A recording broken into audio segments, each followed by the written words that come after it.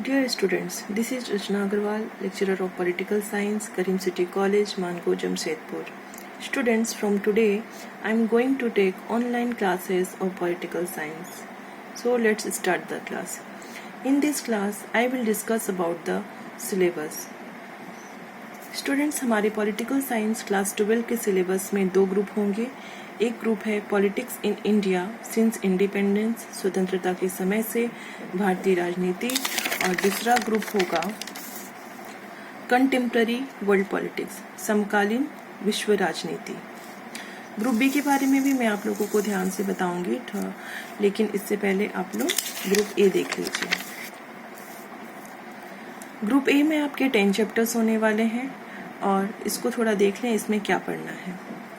Group A में हमें Indian politics के बारे में पढ़ना है, लेकिन कब से, सिंस इंडिपेंडेंस, यानी स्वतंत्रता के समय से हमारे इंडियन पॉलिटिक्स में, भारतीय राजनीति में जो घटनाएं घट रही थी, ये सारी चीजें हमें इस पेपर में पढ़ना है.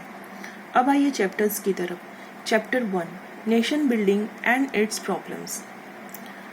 आफ्टर 1947 हमारी कंट्री ने डेमोक्रेटिक होना चूज किया था, और एक न्यू डेमोक्रेटिक कंट्री के बनने के टाइम क्या क्या चीज़ें हो रही थी, क्या प्रॉब्लम्स हो रही थी, ये सारी चीज़ें हमें इस चैप्टर में पढ़नी है. नेक्स्ट आइए, era of one party dominance, एक दलीय प्रभुत्व का दौर. वह एक टाइम था जब हमारे कंट्री में कांग्रेस पार्टी का डोमिनेंस था. तो इस चैप्टर में हम लोग कांग्रेस पार्टी के डोमिनेंस के बारे में पढ़ेंगे. नेक्स्ट आइए, पॉलिटिक्स ऑफ प्लान डेवलपमेंट, नियोजित विकास की राजनीति.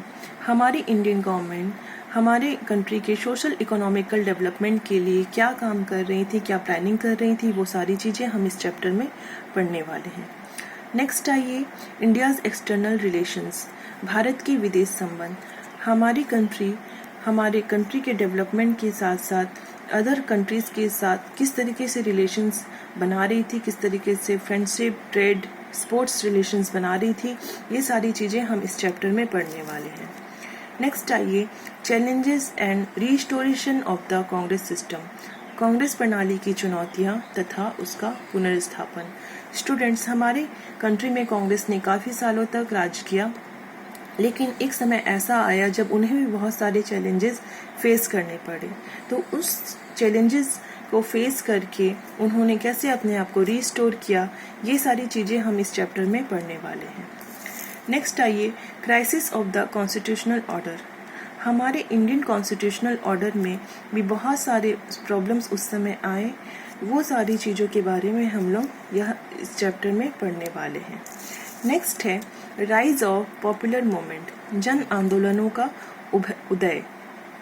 यानी इस चैप्टर में हम लोग पढ़ेंगे कि सिंस इंडिपेंडेंस से अभी तक जितने भी हमारे कंट्री में पॉपुलर मूवमेंट्स हुए, जिन्होंने हमारे कंट्री में कुछ चेंज किया, उन सब बारे में हम लोग इस चैप्टर में पढ़ने वाले हैं. नेक्स्ट है आपका रीजनल एस्पिरेशंस एंड कॉन्फ्लिक्ट्स, यानी क्षेत्रीय आकांक्षाएं एवं संघर्ष. हमारे देश के छोटे छोटे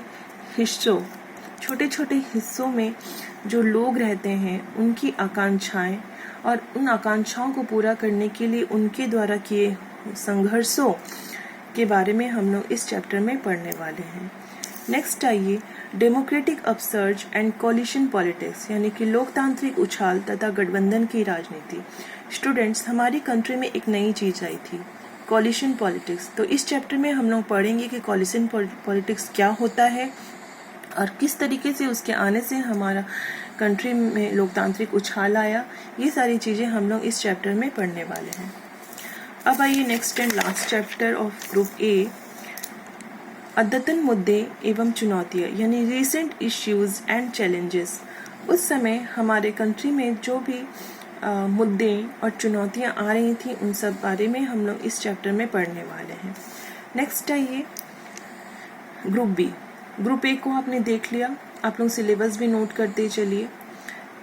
ग्रुप बी है कंटेम्प्ररी वर्ल्ड पॉलिटिक्स, समकालीन विश्व राजनीति. ग्रुप ए में हम लोग इंडियन पॉलिटिक्स पढ़ रहे थे, ग्रुप बी में हम लोग वर्ल्ड पॉलिटिक्स पढ़ेंगे. और वर्ल्ड पॉलिटिक्स कौन सा, कंटेम्प्ररी, यानी कि एक ही टाइम में अलग अलग देशों में जो पॉलिटिक्स हो रही थी उसके बारे में पढ़ना ही कंटेम्प्ररी वर्ल्ड पॉलिटिक्स कहलाता है। आइए चैप्टर्स में, ग्रुप बी में आपके 9 चैप्टर्स होंगे। चैप्टर 1 है cold war era in world politics.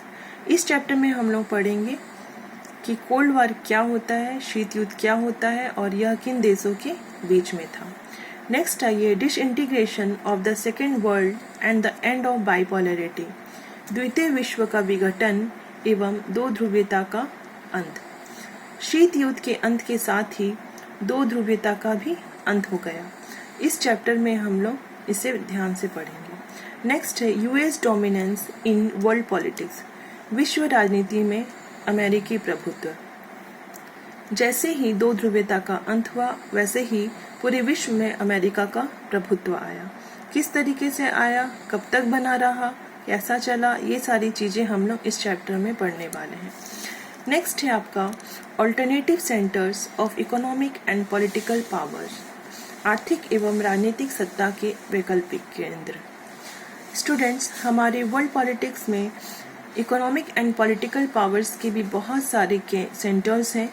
ये सारी चीज़ें हम लोग आपको इस चैप्टर में पढ़ाएंगे। नेक्स्ट है साउथ एशिया इन पोस्ट कोल्ड वार एरा, यानी शीत युद्ध के बाद साउथ एशिया की क्या पोजीशन रही, ये सारी चीज़ें हम इस चैप्टर में पढ़ेंगे। नेक्स्ट है इंटरनेशनल ऑर्गेनाइजेशन इन यूनिपोलर वर्ल्ड, यानी एक ध्रुवीय विश्व में अंतर्राष्ट्रीय संगठन, यानी अमेरिकी वर्चस्व के आने के बाद इंटरनेशनल ऑर्गेनाइजेशंस किस तरीके से काम कर रहे थे, उनका क्या रोल था, ये सारी चीज़ें हम इस चैप्टर में पढ़ने वाले हैं। नेक्स्ट है सिक्योरिटी इन कंटेम्प्ररी वर्ल्ड, समकालीन विश्व में सुरक्षा, यानी कि कंटेम्प्ररी वर्ल्ड में अलग अलग कंट्रीज अपने सिक्योरिटी के लिए किस तरीके से काम कर रही थी, सिक्योरिटी की क्या सिस्टम थी, ये सारी चीज़ें हम इस चैप्टर में पढ़ने वाले हैं। नेक्स्ट है environment and natural resources in global politics, यानी कि हमारे जो इंटरनेशनल ऑर्गेनाइजेशंस थे अब हमारे वर्ल्ड के एनवायरनमेंट और नेचुरल रिसोर्सेज के बारे में डिस्कस कर रहे थे।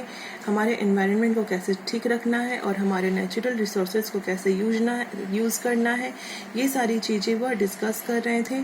तो ये सारी चीज़ें हम इस चैप्टर में पढ़ने वाले हैं। Students, next in last chapter globalization and its criticism. Globalization एक बहुत नई चीज़ थी जो उस समय हमारे कंट्री ही नहीं पूरे वर्ल्ड में आई। इसे भूमंडलीकरण या वैश्वीकरण भी कहते हैं। इसका मतलब होता है कि ना सिर्फ सामानों का, ना सिर्फ टेक्नोलॉजीज़ का, बल्कि अपने थॉट्स, थिंकिंग एंड बुक्स का भी ग्लोबल हो जाना। मतलब आज हम जो बुक्स पढ़ रहे हैं, हमारे बहुत दूर देश में बैठे कोई दूसरा स्टूडेंट भी सेम बुक्स फॉलो कर रहा है या कर सकता है। इसे ही चीज़ों का, बुक्स का, विचारों का, टेक्नोलॉजीज़ का ग्लोबल होना कहते हैं। इसे हम इस चैप्टर में बहुत अच्छे से पढ़ेंगे और यह भी देखेंगे कि इसका क्या इम्पैक्ट रहा पूरे वर्ल्ड पे और इसको किस तरीके से क्रिटिसाइज़ किया। सो स्टूडेंट्स, मैंने आज आपको क्लास 12 के पॉलिटिकल साइंस के सिलेबस के बारे में बता दिया है।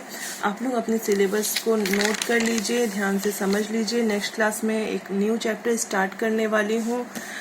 सो आज के लिए इतना ही। Stay home, stay safe. Thank you.